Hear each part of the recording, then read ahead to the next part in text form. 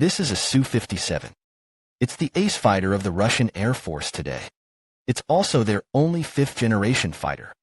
As the latest aircraft of the Sukhoi family, the Su-57 certainly hasn't forgotten Sukhoi's old expertise, which is mobility. It carries two Saturn Al-41 Phone afterburning turbofan engines. Each can exceed 15 tons of instant maximum thrust. Various difficult maneuvers are a piece of cake for the Su-57. In terms of firepower, the Su-57 is equipped with a 3rd cannon. The fuselage has a total of 12 hardpoints, 6 internal and 6 external. It can mix and match various air-to-air missiles and air-to-ground weapons. In terms of load capacity, the Su-57 is definitely among the best in 5th-generation jets. What kind of aircraft is the Su-57? What level does it stand at among 5th-generation fighters? In the 1980s, the debut of the Su-27 put pressure on America again. To continue to consolidate its advantage in aviation, the US proposed a new generation fighter development plan in 1981. The plan required the new aircraft to meet 3 hard indicators. They are stealth, supersonic cruising, and short takeoff distance. The final plane born is the F-22 Raptor. At the same time, the Soviet Union certainly wasn't idle. They were also developing the next-gen fighter. They proposed 2 design schemes. One was the MiG-1.44 with canard wings and some radar stealth. The other was the Su-47 with forward-swept wings. But both schemes were ultimately rejected. The reason was insufficient multi-role capability to meet the next-gen fighter needs. Then the Soviet Union collapsed, and Russia's finances became tight. They couldn't bear the new fighter's high development costs alone. Development work fell into a standstill for a time. But the U.S. didn't slow down at all. Not only did the F-22 successfully enter service, leading the U.S. military into the stealth era, the F-35 development was also in full swing. In 2000, Russia and India began to contact for joint development of the 5th-gen fighter. The then Sukhoi leader Pogosyan promised that the new generation of fighters from Russia would match the U.S. F-22. Since India also wanted to gain 5th-gen tech from Russia, the two countries quickly reached a preliminary agreement. In 2001, Russia restarted the 5th-gen project. MiG Design Bureau and Sukhoi Design Bureau compete again. MiG's E-721 plan is smaller, easy to produce, cheaper too. Normal takeoff weight is around 17 tons. In contrast, Sukhoi's T-50 is larger, performs better, has more advanced technology. Both plans have pros and cons. But Sukhoi gained a lot of successful experience on Su-27 and its variants, ultimately defeated MiG to win the project. Then the Russian Air Force gave T-50 a brand new code. That is Su-57. After that, it entered a long project development stage.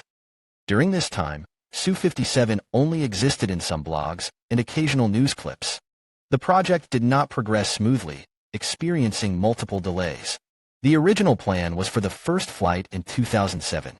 Due to unspecified technical reasons, it had to be postponed. 2 years later, the Russian Air Force publicly announced, Su-57 engine issues remain unresolved.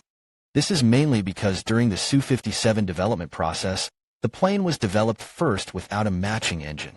This itself is not a big problem.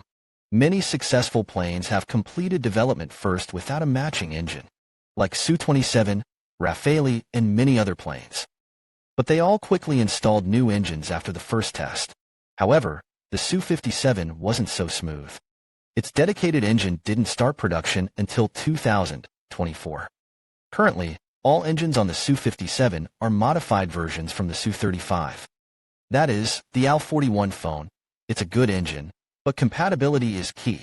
The Su-57 wasn't designed for this engine in its early phase. This led to the original Su-35 engine being too large to fit on the Su-57. Just the engine-related tuning issues caused delays back and forth for a long time.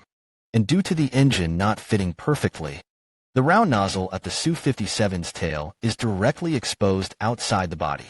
This significantly harms its radar stealth and infrared visibility. However, Russian media say that starting December 2023, all newly delivered Su-57s will be equipped with the dedicated Al-51 Phone engine. The new engine not only improves performance, reliability, and cost, but also features serrated nozzles like those on the F-35.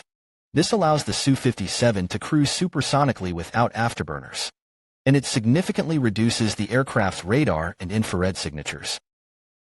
After 10 years of project development and iterations, the Su-57 debuted in public in 2010. And under test pilot Sergei Bogdan, it completed its first flight. After the successful first flight concluded, media began to discuss whether the Su-57 is a poor imitation of the F-22. From an objective perspective, the F-22, as the world's first fifth-generation fighter, largely set the direction for the following aircraft. However, from a design standpoint, the Su-57 and F-22 share little resemblance. From a top view, the wing design of the Su-57 is similar to the F-22, but other than that, there's little connection to the F-22. From a side view, the engines of the Su-57 are in the pods, continuing the design language of the S-37 series, but its wide spacing of the twin-engine layout leads to a non-flat belly of the Su-57, which will undoubtedly affect stealth capability. From the front view, the Su-57 uses two outward-tilting dual vertical tails, positioned more forward. The entire vertical tail is a movable control surface. In this regard, it resembles the YF-23 a bit. Yes, the aircraft that competed against the F-22 back in the day. The Su-57's most notable aerodynamic feature is the movable leading-edge flaps added to the wing's leading edge.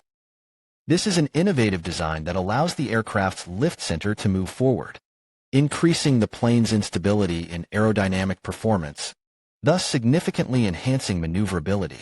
Overall, in aerodynamic design, the Su-57 inherits the consistent advantages of Soviet planes, emphasizing high altitude, high speed, and super maneuverability in combat, without sacrificing aerodynamic performance for stealth advantages. This is closely related to Russian understanding of fifth-generation aircraft. In their view, even in today's air combat landscape, speed and maneuverability remain crucial. Fighters should prioritize better performance first. Then come stealth capabilities. Under this thinking, they've built the Su-57 as the most maneuverable fifth-generation aircraft. In the eyes of Russian engineers, the F-22 lacks ground combat capability, while the F-35 underperforms. Combining these two planes results in the world's strongest fighter, the Su-57. In avionics, the Su-57 has made significant improvements, at least unlike previous Soviet planes. It carries the No-36 radar system. This radar system consists of 5 sets of subradars. The main radar is mounted on the nose and works in the X-band, used for long-range tracking and locking of enemy aircraft. 2 installed on the nose sides also work in X-band, but shorter scanning range, mainly used for visual range, enhanced to 270-degree side radar. Another 2 installed on the wings work in L-band, for friend or foe recognition and electronic warfare auxiliary radar. This system combines with 2 onboard computers, can detect targets 400 kilometers away, simultaneously track 30 airborne targets, and attack 8 of them. The cockpit of Su-57 also sees big changes. All information displayed on 238 cm multifunctional LCD screens. Also, there's a wide-angle HUD. The pilot is equipped with the most advanced helmet. The HMD system tracks through pupil, improves pilot situational awareness, and allows targeting while flying at high angles off-axis. Overall, Su-57's avionics combine all of Russia's most advanced electronic technologies. As for the most controversial part of Su-57, it's definitely its stealth design.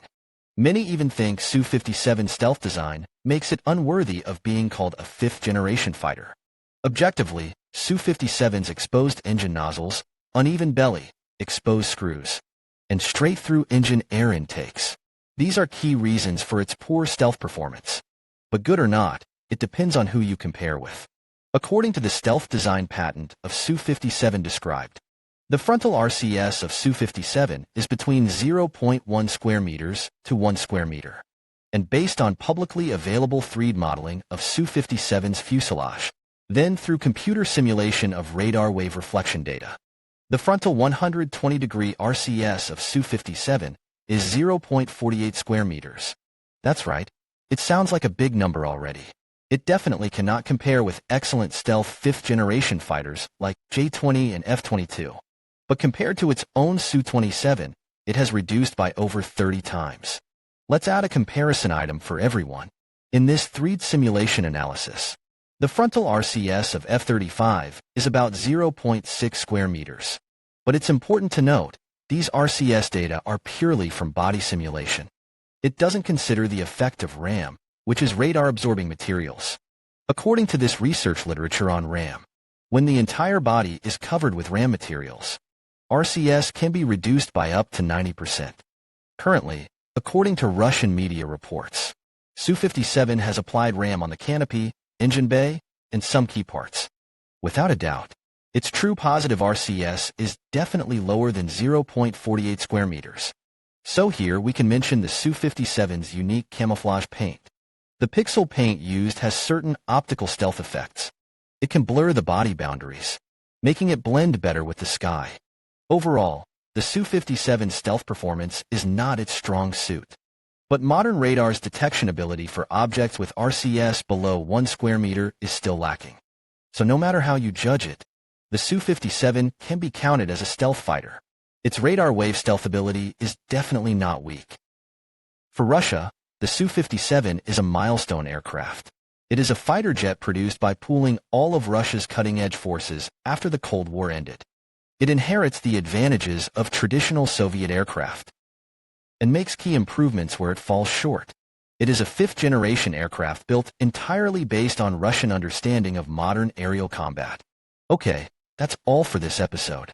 If you like this video, don't forget to subscribe to my channel.